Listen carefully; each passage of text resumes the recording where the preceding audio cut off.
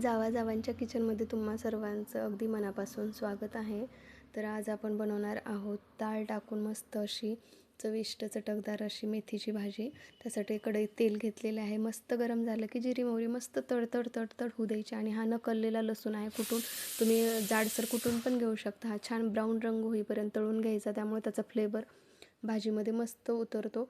आणि हे एक टोमॅटो मी कट करून घेतलेलं आहे, तेलामध्ये थोडंसं फ्राय करून घ्यायचं आहे. टोमॅटोमुळे ना भाजीला टेस्ट खरंच खूप छान येते.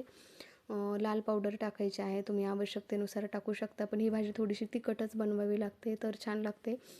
आणि आपण टोमॅटो टाकले ना, त्यामुळे थोडं तिखट हवंच.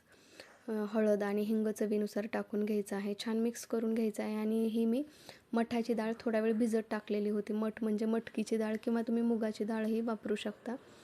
भिजल्यामुळे ही भाजीसोबत लवकर शिजते. एक अर्धा तास भिजवली तरी खूप झालं या डाळीला.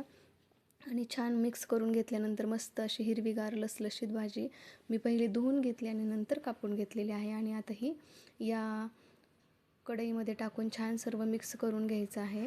आणि आवश्यकतेनुसार नंतर मी तर शेवटी मीठ टाकते, कारण माझ्याकडून मेथीच्या भाजीला मीठ जास्त होतं, कारण मेथीची भाजी नंतर कमी होते.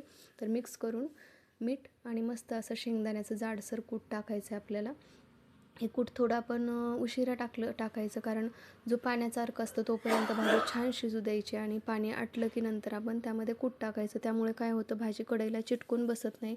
एकदम सुरुवातीलाच कूट टाकलं तर भाजी कढईला चिटकून बसते. त्यामुळे मी थोडीशी अगोदर भाजी शिजू दिलेली आहे, त्यातलं जे अंगचं पाणी होतं त्यासोबत, आणि नंतर कूट टाकलेलं आहे. आणि अशा पद्धतीने आपली भाजी खाण्यासाठी मस्त तयार झालेले आहे.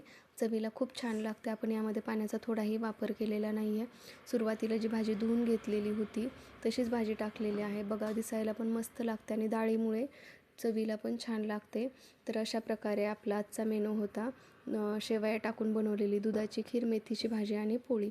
तर तुम्हीही बनवून पहा आणि चॅनलला सबस्क्राईब करा. थँक्यू.